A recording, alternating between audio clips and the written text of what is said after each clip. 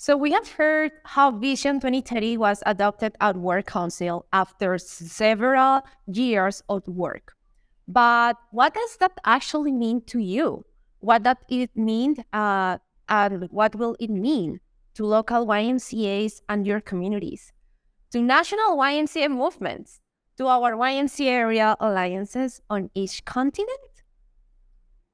How does it relate to your existing work in and around the 4 pillars of sustainable planet, just world, community well-being, and meaningful work? So let us go from the global and the regional to the national and the local. Joining us now from Latin America, specifically from Peru, we have 2 leaders.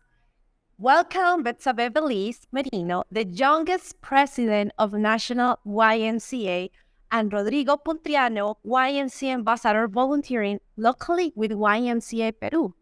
Rodrigo, you were at World Council and took part in the collapse process, a small dialogues over multiple days to advance in the direction of Vision 2030.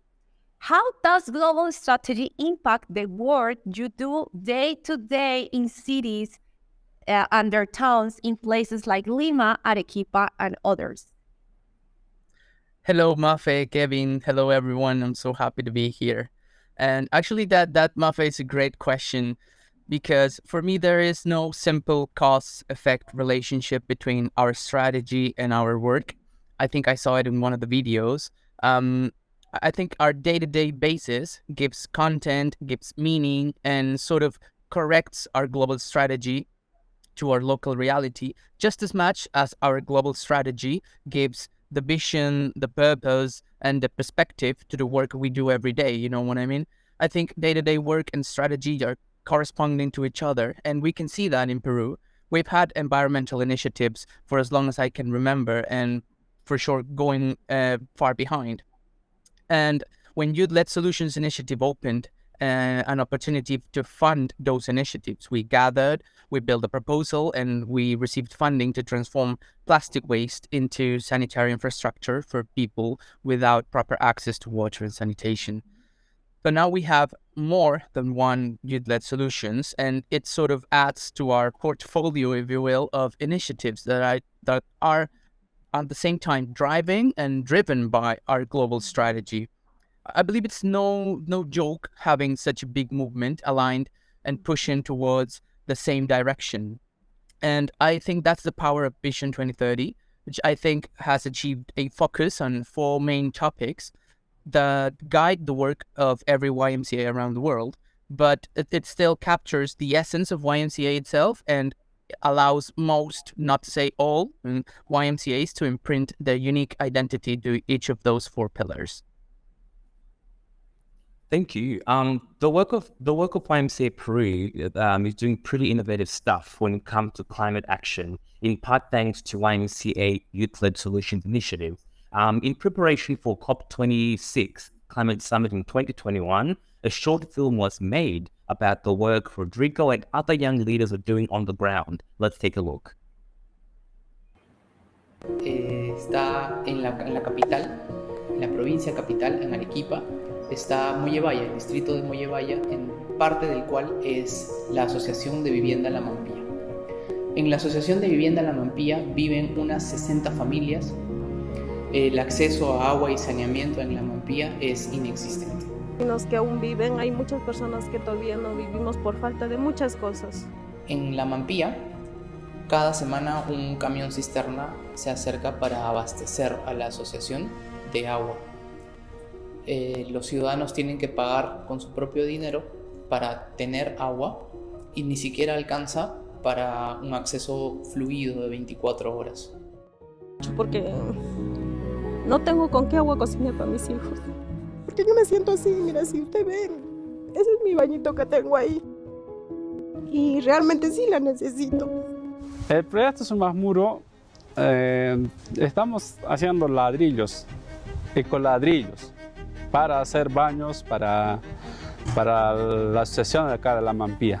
Un ecoladrillo, como su nombre lo indica, es un ladrillo ecológico que está hecho puramente de plástico. Para hacerlo se necesita una botella de 500 mililitros la cual se llena con plástico que se va compactando. Aproximadamente 1000 ecoladrillos se necesitan para crear una ecobase. Una ecobase es una infraestructura sanitaria hecha con ecoladrillos que permite un espacio digno para las personas en la Mampía para utilizar para hacer sus necesidades. Esta infraestructura sanitaria está conectada a un biodigestor que procesa las aguas residuales y permitiría crear áreas verdes en la asociación. Eso es aproximadamente 1 tonelada de plástico retirada del medio ambiente. Bueno, todos tenemos esperanzas, ¿no? Que algún día cambie y que sea para una buena mejora continua, ¿no? Amazing work. If you would like to watch the full-length version, head over to the World YMCA YouTube channel after the show, and look for the Creating Youth-Led Solutions documentary. Rodrigo, as a YMCA volunteer, it's clear you are deeply passionate about the Sustainable Planet Pillar, Vision 2030. What role does the YMCA have to play in that? Well, I've always been passionate about that Sustainable Planet Pillar. And probably by the end of my answer, you might think I'm a fool, but I believe YMCA's role in environmental sustainability implies 3 responsibilities, considering we are committed to a sustainable world.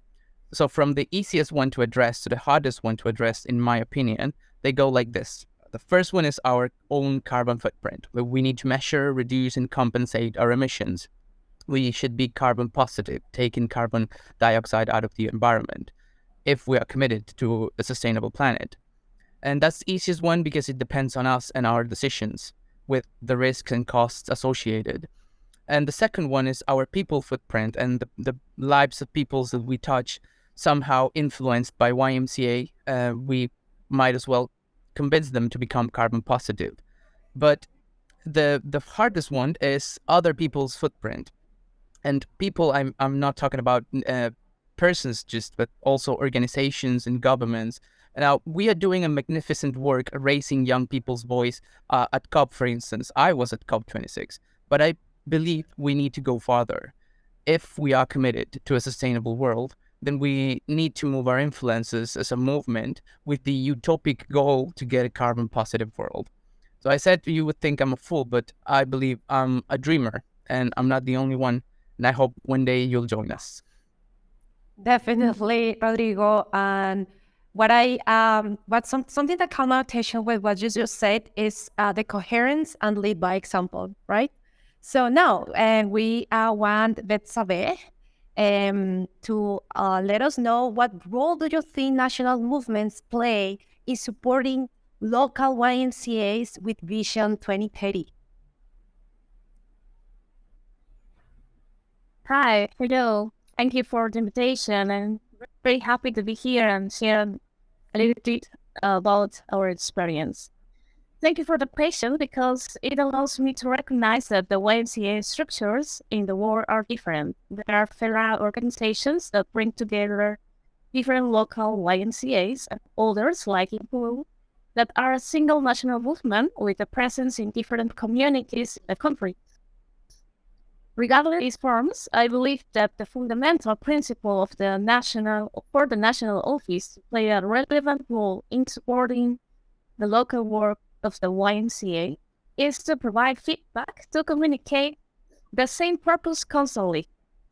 The challenge that we have is to communicate our cause more and better through our different programs, projects, and activities, so that the YMCA can be identified with the same vision and that we are heading in the same direction.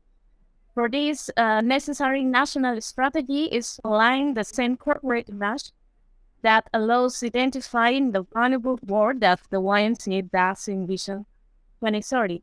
Invest resources and time in cooperation and teamwork, seeing the needs of the communities where the YMCA is present, because while YMCA is relevant in their communities, may be identified nationally, then regionally, and finally globally. We cannot work offline. The only way to fish is by throwing one net. So we can ignite. Thanks, Betsabé. YMCA Peru, among other great areas of work, has been particularly leaning into issues of just world, which is the fourth pillar of Vision 2030. And in many ways, it's the one that underpins them all. Why do you think this one is most important? Well, without fear, I can say that I believe that our motto does not allow us to be indifferent to the realities of the structural injustices that we can experience in our country. In Peru, there are many inequality gaps, as Rodrigo already told, and we all have been able to see the problem that Sumatguru project addresses in this video. These gaps do not allow people to develop in balance, in mission, in spirit, mind, and body. Therefore, for our movement, we have the firm conviction that our mission is to be facilitators of peace integral development, so that each person can forge their own life project in the framework of a just world and Christian values. Jesus Christ was a leader who inspired us with freedom and justice. He rejected exclusion, discrimination, and his message was one of love. Our Christian cause makes the YMCA try to respond to problems of exclusion and injustice that it sees latent in its environmental, because only in this way can it be a happy life that inspires and sows hope, inviting its members, we all, to transcend our selves and share with their community. We can ignite a light where there is darkness. It's our moment. I think, like in the video, it's our time. We have to work. We couldn't agree more with you, Betsabé. And one way the YMCA Peru has been leading the way is through its TRANScendent Opportunities program in partnership with YMCA Toronto in Canada, and the trans feminist organization for transhuman rights, working in 3 cities: Lima, Peru's capital, Piura on the north coast, and Iquitos in the jungle. It aims to improve the social, emotional, and work skills of trans people so that they can forge a better future for themselves in their employment, well-being, social justice, and public advocacy in a country where there are no laws to protect trans rights. It is a great example of just work and meaningful work in action. Soy de la ciudad de La Selva, Perú. Tengo viviendo 9 años acá en la capital de la República. Salí de mi casa por problemas familiares, por mi identidad de género. Conocí al Inca, vine a jugar vóley con mis amigas mujeres trans. Hola, ¿qué tal? Yo soy Cintia, soy la coordinadora del proyecto. Es muy interesante que nuestro primer objetivo cuando empezamos con esto tenía que ver con el hecho de que las chicas que llegaran al proyecto se sintieran seguras, puedan desplegar con total libertad sus sueños, poder contar sus anhelos, poder hablar de aquello que proyectan. Kaori fue un referente para ayudas para estas mujeres de parte de la municipalidad y de otras ONGs. En ese momento pudimos ver no solamente la capacidad de liderazgo, sino también su sentido de servicio. A la comparación de mi vida anterior con la vida que tengo hoy, me siento tan orgullosa, tan responsable y más despierta. Me gustaría ser una líder y trabajar por los derechos para las mujeres trans en el Perú, así como yo he logrado un trabajo formal en la Municipalidad de Lima. En esa oportunidad de trabajo a la que Kaori pudo acceder, el papel de Inca fue muy importante, ya que fungió de referente para la municipalidad al poder dar fe de la capacitación y de todo el proceso que Kaori desde hace 3 años tuvo dentro del proyecto Entrelazando Caminos. Mi sueño es que las personas sean más empáticas, las mujeres trans tengan derechos para que juntos transformemos el Perú. Amazing work, Betsabé, Rodrigo. Thank you for sharing with us all you do. I am so proud.